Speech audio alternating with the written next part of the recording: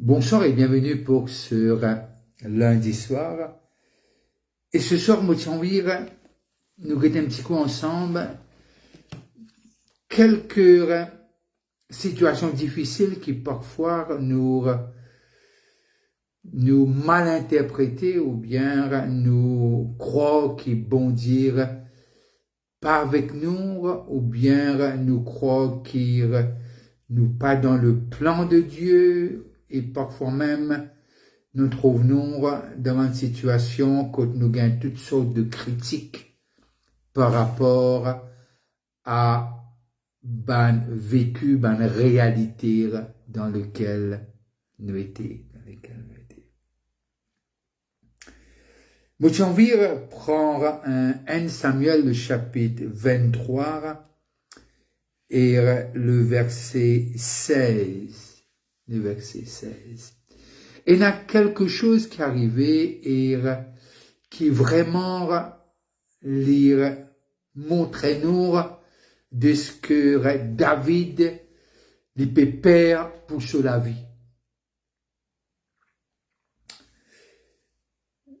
Le 1 Samuel 23, le verset 16 dit nous, parce que David est sauvé dans le désert, parce que Saül, le roi Saül, puis envire, met fin à cela vie. Alors, il sauvé Yalcassiette.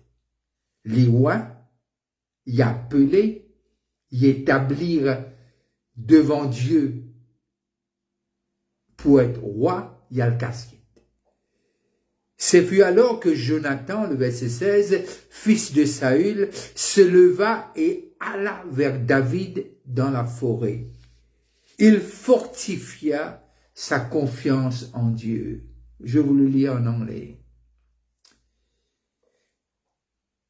Help him find strength in the Lord. Le chapitre 30 de 1 Samuel 30, nous tournons ça pendant longtemps, Zitlag, et Mochanvi qui nous guette maintenant sur ce verset qui veut dire 1 Samuel 30, le verset 6. David fut dans une grande angoisse, car le peuple parlait de le lapider, parce que tous avaient de l'amertume dans l'âme, chacun à cause de ses fils et de ses filles. Mais David reprit courage et s'appuyant sur l'Éternel, son Dieu, sur l'Éternel, son Dieu. Et si nous regardons un petit cours, le psaume 18, le psaume 18 est le verset 2, psaume 18, verset 2. Toujours de David. Je t'aime, ô l'Éternel, ma force. Verset 3. L'Éternel, mon rocher, ma forteresse, mon libérateur, mon Dieu, mon rocher où je trouve un abri. Pardon, mon bouclier, la force qui me sauve, ma haute retraite. Toujours le psaume 27 et le verset 14. Espère en l'Éternel, fortifie-toi et que ton cœur s'affermisse. Espère en l'Éternel. Romains le chapitre 4, le verset 19 et 20, Romains 4, 19 et 20, et là, il raconte-nous un peu l'histoire de Sarah. L'histoire de Sarah. Romains 4, le verset 19 et 20. Et sans faiblir dans la foi, il ne considéra point que son corps était déjà usé. Paul peut faire référence à Abraham, Sarah. Et sans faiblir dans la foi, il ne considéra point que son corps était déjà usé, puisqu'il avait près de 100 ans. Et que Sarah n'était plus en état d'avoir des enfants. Le verset 20.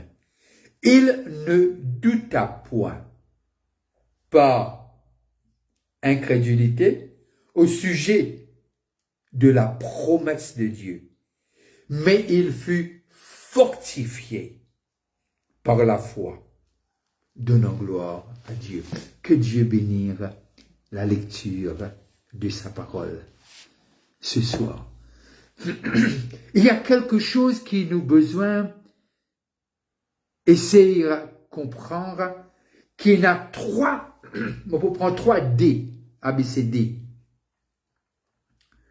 Découragement, déprimé,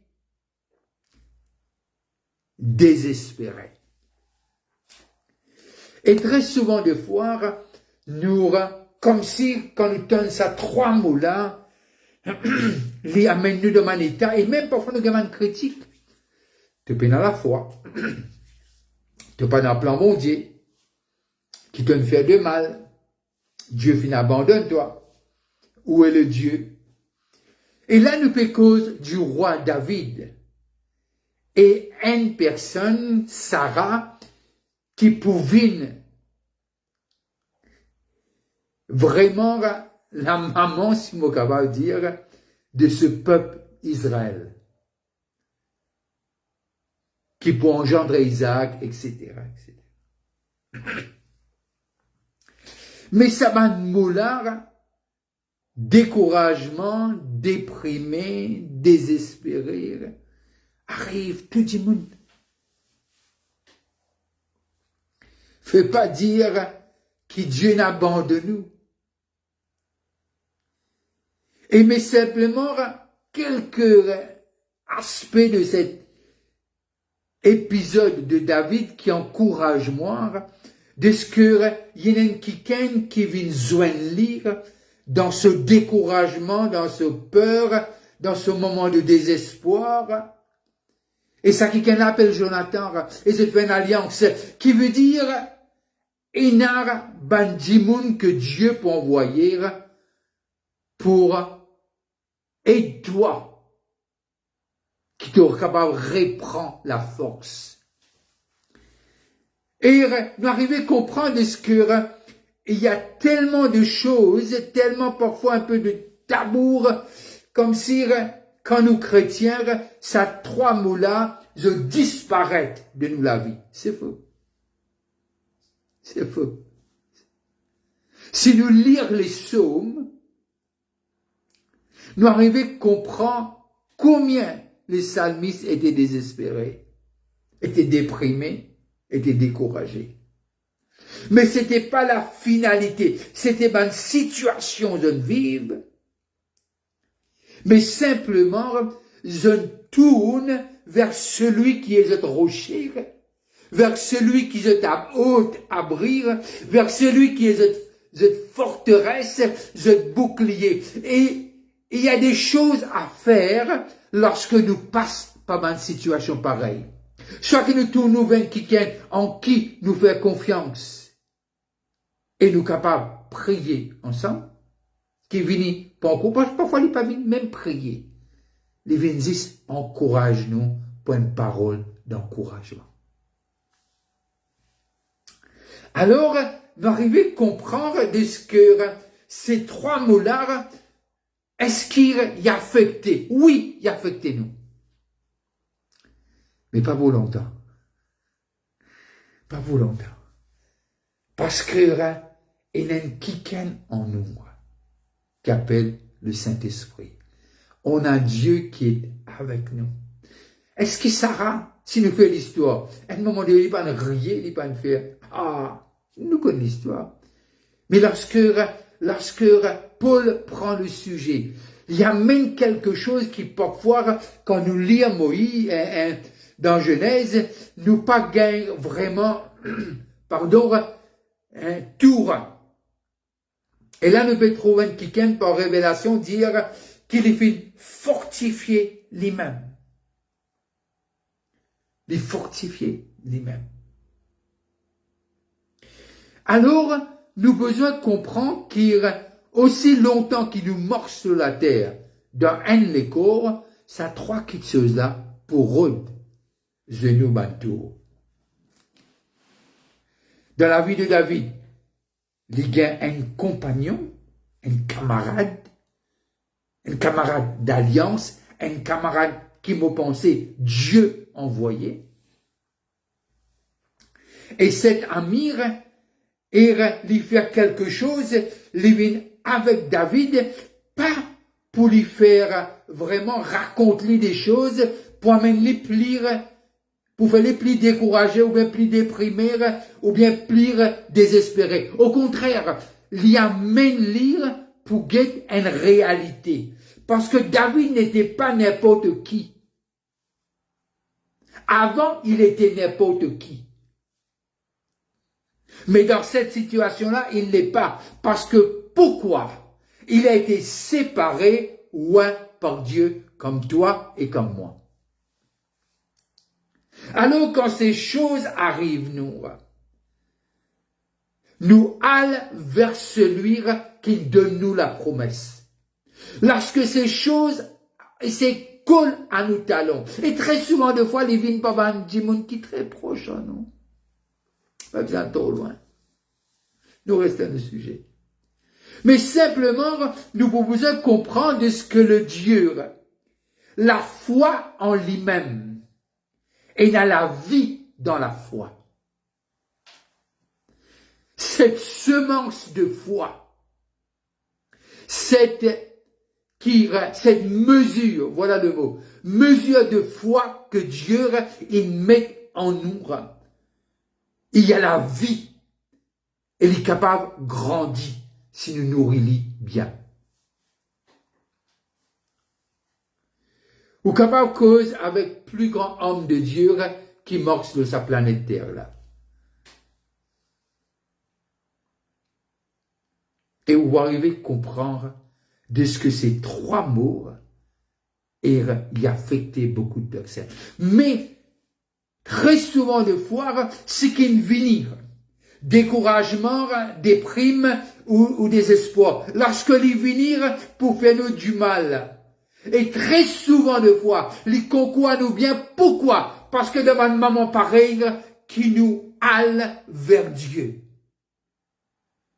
Et nous reste au pied de Dieu. Et Sarah, ce qui était supposé qu'il venir pour détruire nous, il tourne à nous bien. Il tourne à nous bien. Nous lisons un petit cours, Ésaïe 50, le verset 4. Le Seigneur l'Éternel m'a donné une langue exercée pour que je sache soutenir par la parole celui qui est abattu.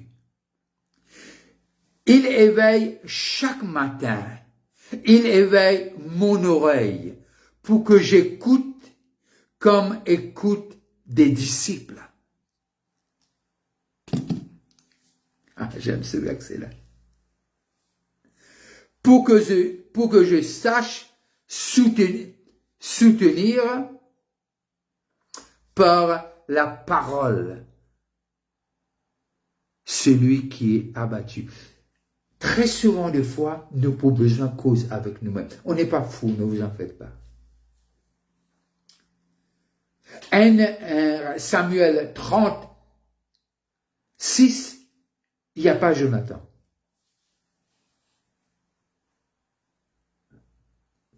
Pardon, il n'y a pas Jonathan. David encourage lui-même.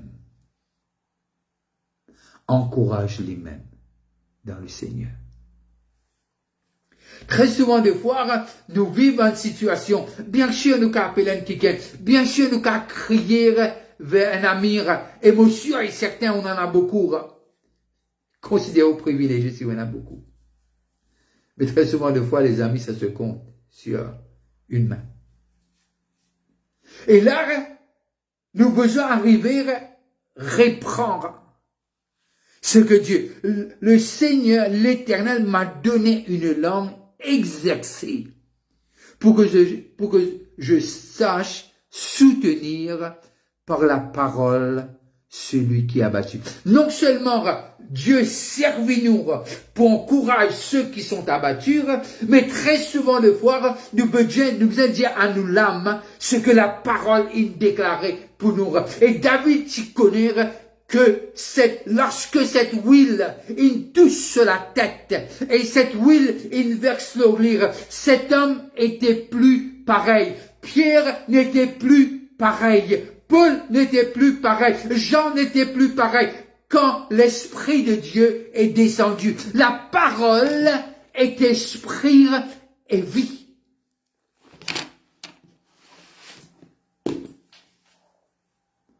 Est-ce que ça veut dire que tu vas pas être découragé? Tu vas être découragé. Mais ça veut nullement dire que Dieu t'a abandonné. Tu peux être déprimé, mais ça veut nullement dire que Dieu t'a abandonné. Tu peux parfois être dans des moments de désespoir. Ça veut nullement dire que Dieu t'a laissé tomber. Non.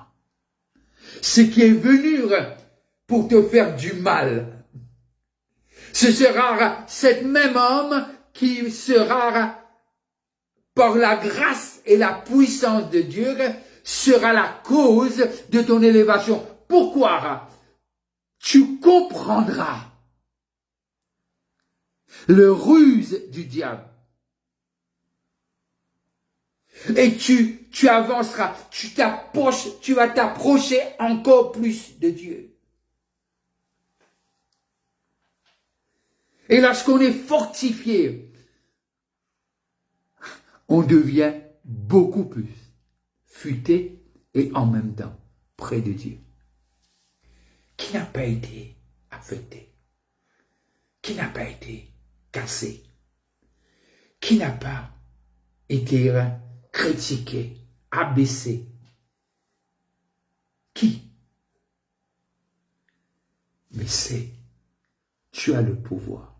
La mort et la vie sont au pouvoir de la langue. Alors commence à dire des bonnes choses que Dieu a dit te concernant. Ah, c'est un mot bien de parole prophétique. Tu en as. Il se trouve dans cette livre. Il y en a 66 livres. C'est un testament. C'est une alliance. C'est la vérité. Et la vérité nous rendra libres.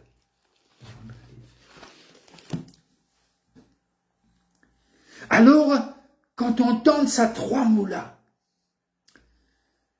ne va pas te cacher. Non, non, non, non. Fais comme David. Je vais terminer. Donnez-moi quelques secondes en plus.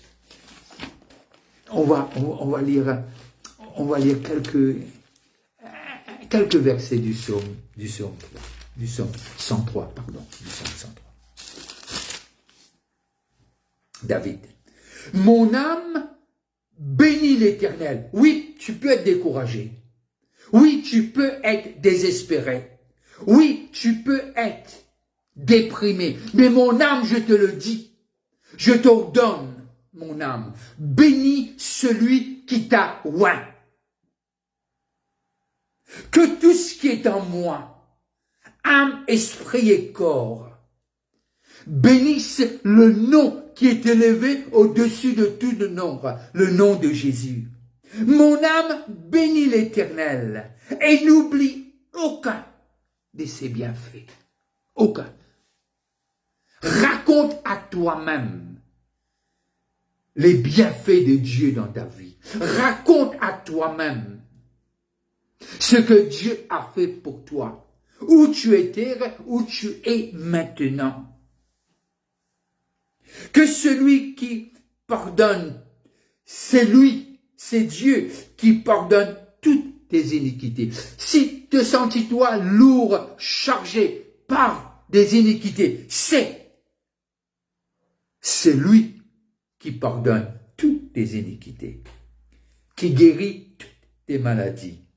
C'est lui qui délivre ta vie de la fosse de découragement, de déprime, des dépressions et des désespoirs. C'est lui qui délivre ta vie de la force, qui te couronne de bonté et de miséricorde.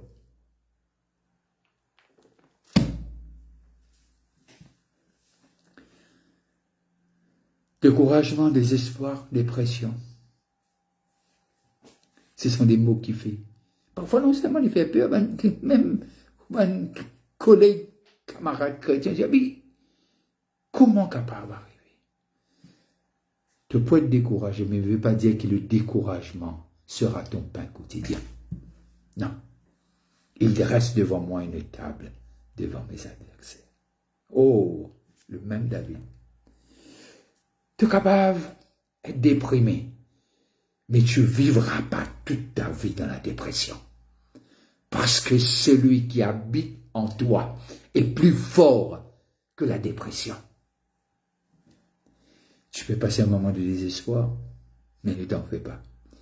Le soleil se lèvera demain matin.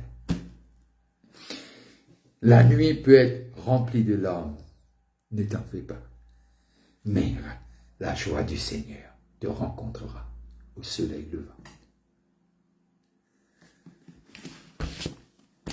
Je veux vous dire bonne soirée, et si vous passez à table, je vous dis bon appétit.